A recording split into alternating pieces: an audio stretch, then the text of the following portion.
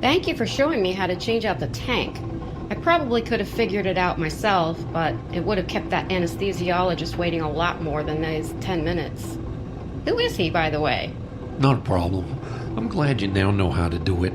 We should probably make sure that swapping the tanks is part of a new tech orientation. And as for the anesthesiologist, I don't think I've never seen him here before. Make a hole! Hold that door! What happened to my son? Keep up and keep bagging it. Oh my god, what happened?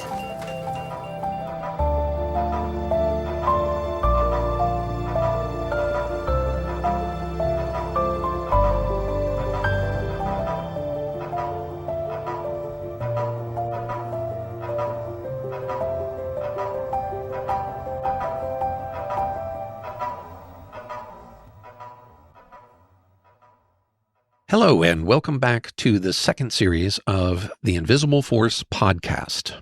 Invisible Force is an investigative documentary podcast about MRI accidents, patient safety failures, healthcare mysteries, and some of the hidden risks of modern medicine. This second season is dedicated to an MRI accident that really launched contemporary MRI safety 25 years ago in July of 2001. This accident, the tragedy that took the life of 6-year-old Michael Colombini, occurred at Westchester Medical Center, just outside New York City. Through this series, we're describing this accident for you and how it became a watershed moment for MRI safety. But before we continue into the second series of Invisible Force and the story of Michael Colombini, let's reintroduce our hosts. Hello, I'm John Posh. I'm an MRI technologist and MRI educator, a longtime advocate of MRI safety practices. I'm also on faculty at 2 universities and teach MRI safety multiple times per year. And I'm Toby Gilk, certified MR safety officer, MR safety expert, MRI facility architect and consultant, and I'm a co-author of a new MRI safety textbook, the Technologist's MRI Safety Handbook. In our last episode, we shared with you the Shakespearean-level tragedy that had all the twists and turns of a gripping screenplay. The happy-go-lucky little boy, the frightening playground accident, which turned out to be not so frightening after all, except for the surprise and terrifying diagnosis of a brain tumor, the surgery of which successfully removed the tumor and returned the expectation of a long and healthy life for the boy. The only thing left for the family on that particular hospital visit was to get a baseline MRI, against which future scans would be compared. During that last thing before discharge MRI, it appears that young Michael Colombini was oversedated. His breathing slowed, and his oxygen levels started dropping fast. The in-room oxygen cylinder didn't work. No matter which way the anesthesiologist turned the valve, no oxygen would flow. Without telling the anesthesiologist, the MRI techs went into the soundproofed equipment room to try and fix the problem with the oxygen. The anesthesiologist, worried about the young boy, was calling out to the techs, or so he thought, about getting the oxygen working, but of course they didn't answer. A nurse let herself into the MRI suite, found a couple of portable oxygen tanks, and handed one to the anesthesiologist. The anesthesiologist then took a few steps into the MRI room with the oxygen cylinder, only to have the MRI's magnetic field rip the tank out of his arms, where it flew into the bore of the scanner, and this is where we left you at the end of our last episode. That steel tank, effectively a magnet homing missile at this point, it flew right at the opening of the tube of the MRI scanner, exactly where young Michael was positioned. The impact of the flying tank shattered the helmet-like head coil that the boy's head was in, and it hit him in the face. The inertia of that flying tank, it took it past the boy, through the MRI's tube, flying out the other end of the MRI scanner, but that's where the magnetic field pulled it back in. On its way back into the tube of the MRI, it struck the boy again, this time on the top of his head. Remember, the day before, he had his skull cut open to allow for the brain surgery. Even though he was struck at least twice and very badly injured, the boy was alive. The anesthesiologist and the nurse called the code team to come and help get the boy out of the MRI and get him to the emergency room. The code team arrived to find the bloodied boy pinned against the inside of the tube wall of the MRI scanner by the oxygen tank, still held in place by the magnetic force of the MRI. Unfamiliar with how to safely extract someone from a situation like this, they called the hospital's emergency department to get them to send a paramedic team who had just dropped off an ambulance patient to MRI to aid in the extraction of the boy. Together, the code team, the paramedics, the anesthesiologist, and the nurse got Michael out of the MRI scanner and onto a gurney and started running him out of the MRI addition to the emergency room. Do you know who we haven't yet mentioned? You may remember from last episode that Michael Colombini's father was in the MRI waiting room during all of this. He likely heard the crash, the screams, saw the code team rush in, followed shortly by the paramedics. Even if he didn't go back to learn what exactly was going on, he had to be aware that something was going horribly wrong with his son.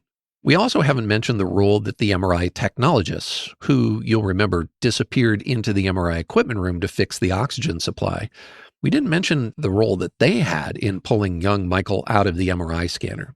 It's around this time, when the platoon of responders are wheeling the boy down the corridor and out of the MRI suite, that the MRI technologists emerge from the MRI equipment room. And they've got the good news that they've fixed the oxygen system, so it should be fine to use now. They had no idea of what was happening during the several minutes that they were in the equipment room, cut off from the rest of the MRI suite.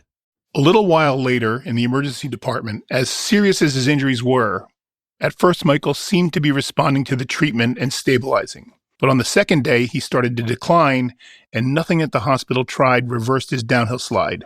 The young boy was dead 2 days after the horrific MRI accident. Reading his medical records, you watch his decline, feeling almost as helpless to stop this thing that happened 25 years ago as the doctors and nurses must have felt in real time.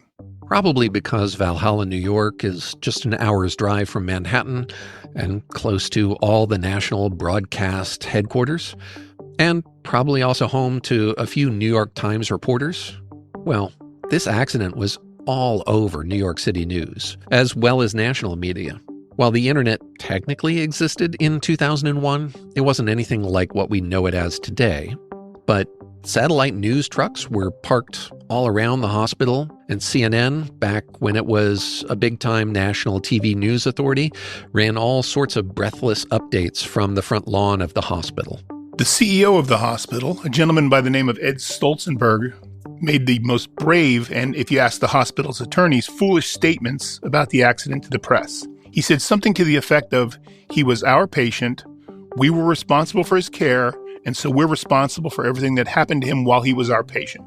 Mr. Stolzenberg also identified this accident as being attributable to a systemic issue with the hospital and not the failings of individuals. For listeners who were with us for our first series on the Long Island NASA open MRI accident, you'll remember that the New York State Department of Health kind of threw up their hands in helplessness, jurisdictional impotence, because NASA open MRI wasn't a state-licensed facility.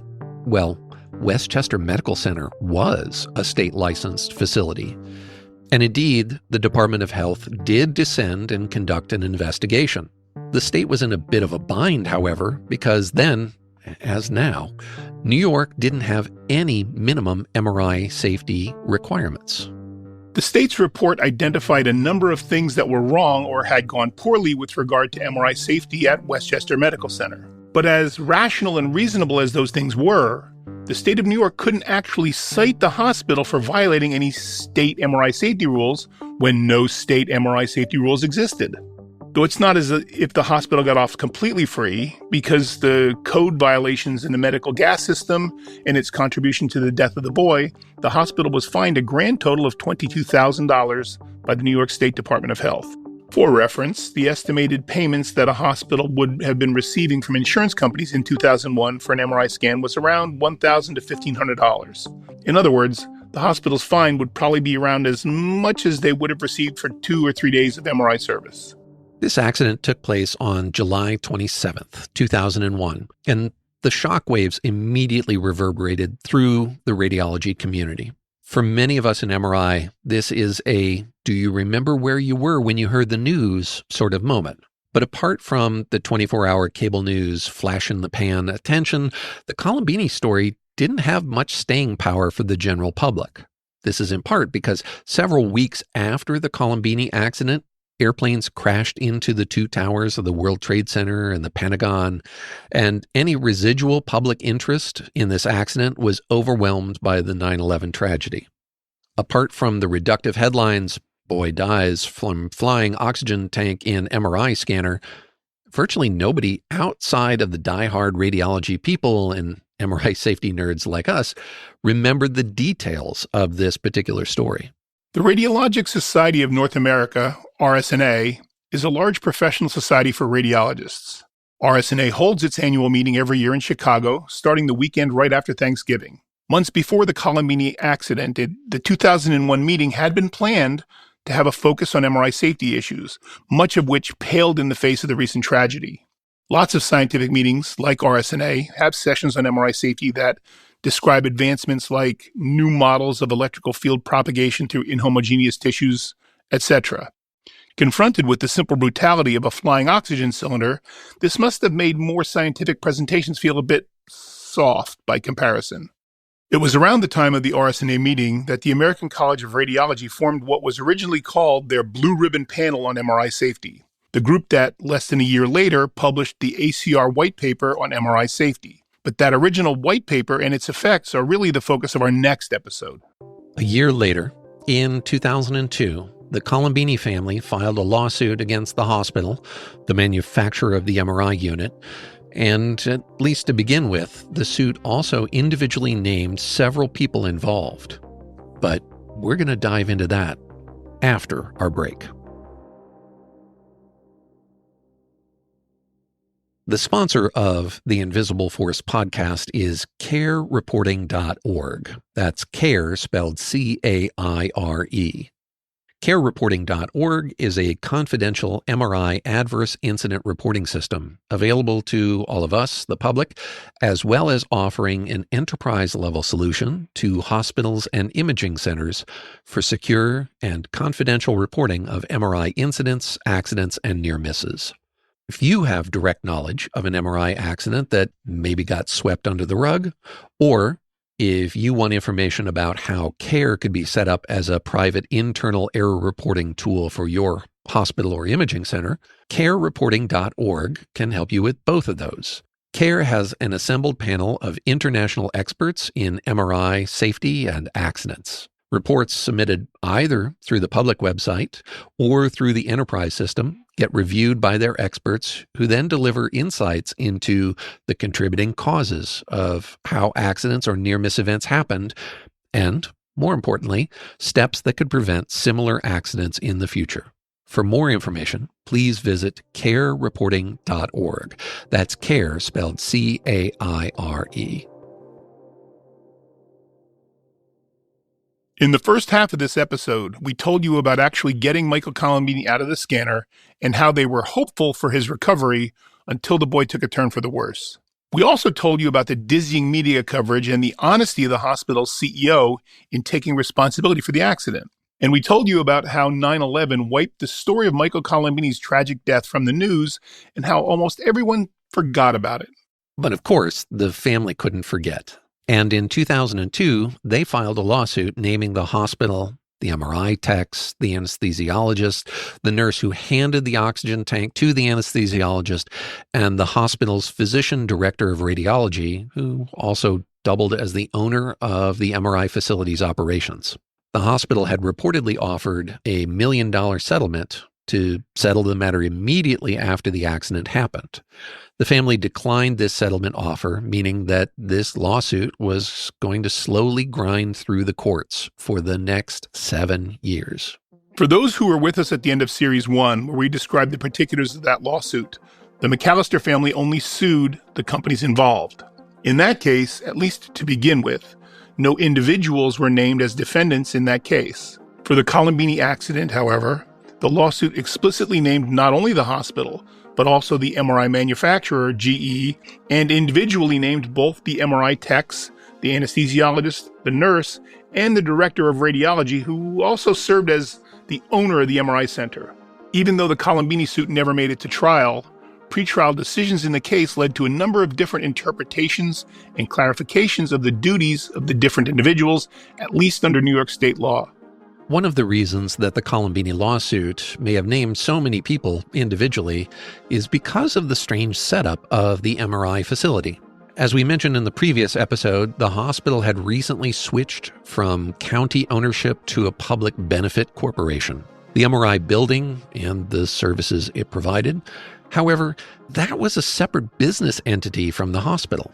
Dr. Terrence Madelon was not only the director of radiology, but also the titular owner of the MRI service company.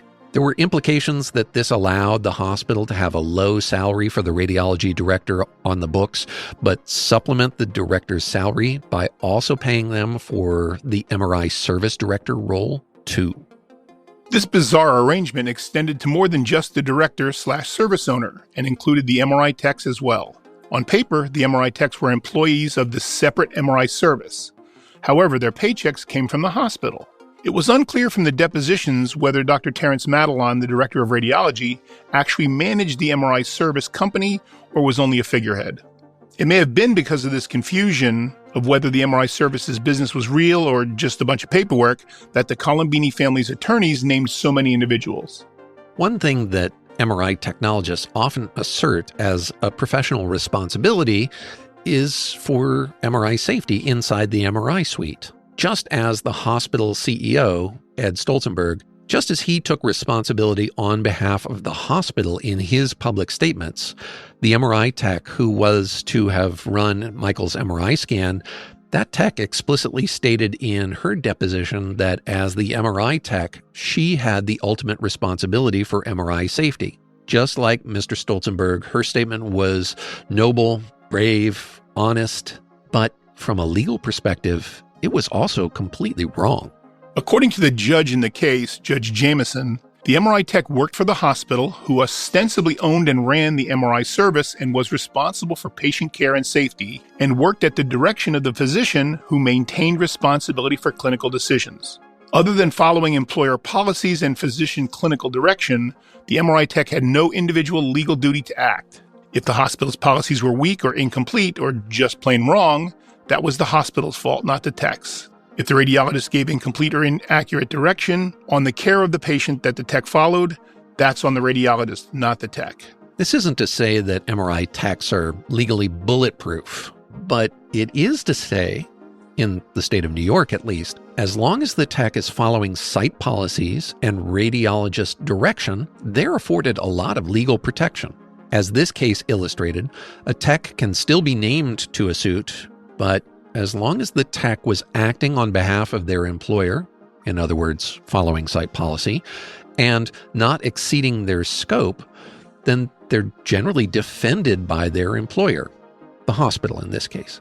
In the Colombini case, after the techs were deposed, the hospital's attorney argued that the techs, as agents of the hospital, should be released as individual defendants. The Colombini family's attorney argued to keep at least the MRI tech who was to have scanned Michael, pointing out that she had effectively admitted to having been responsible for the accident in her statement that she was responsible for everything that happened in the MRI suite. This was when the judge made what we've come to call the, well, bless your heart pretrial ruling. The judge's ruling was essentially that it didn't matter how much the MRI tech felt responsible for the accident under the law, because she hadn't gone against site policies or physician direction, she could not be held legally responsible. The legal responsibility for her actions fell to the hospital and the physicians who were responsible for the MRI service. The judge released the MRI tech as a defendant. Now, these issues are governed at a state level. And just because there are legal decisions in New York doesn't necessarily mean that it's the same in your state. While often other states do have similar legal structures, we are neither attorneys nor did we sleep at a Holiday Inn Express last night. So if you have questions about the legal duties and protections based on your job duties and your state requirements, this is definitely a your mileage may vary situation, and you should talk with an attorney. That being said, neither of us are aware of any U.S. state that treats MRI techs much differently than this. Following your site's policy is, legally speaking, one of the best defenses for MRI techs. At the time of this suit, there was a New York state law that tied civil damages to demonstrable loss of income. Since Michael was 6 years old at the time of the accident, he had no income to lose. The family's original lawsuit was for $20 million, arguing that the death of a child represented exceptional damage well beyond the loss of years of past earnings multiplied out into the future. The judge allowed that issue to go forward to be litigated at trial. One of the other defendants in the lawsuit was GE, the maker of the MRI scanner. The family's attorney argued that whatever GE may have done regarding MRI safety, the fact that the accident, well, that was a pretty effective demonstration that whatever GE had done wasn't enough. That was at least what the attorneys argued. They said that GE, as the scanner manufacturer, had a wealth of MRI safety knowledge and failed to provide effective minimum training or institute minimum site requirements, such as non-ferrous oxygen cylinders, associated with the use of their MRI scanners. GE's attorneys counter-argued that their job is to make scanners and communicate any site or operational risks to their customers, but it was the customer, the hospital in this case, who had the duty to act on that information. Ultimately, the judge agreed with GE's arguments and released them from the case as well. This wound up 6 years into litigation, leaving only the hospital, the director of radiology, and the anesthesiologist as surviving defendants, everyone else having been released by the judge by that point. Now, it was just the hospital and the two physicians who worked for the hospital, meaning also the hospital, who were still on the hook for the litigation. In October of 2009, just over 8 years after the accident, Westchester Medical Center settled the case on behalf of all the remaining defendants for $2.9 million. The Colombini lawsuit never made it to trial.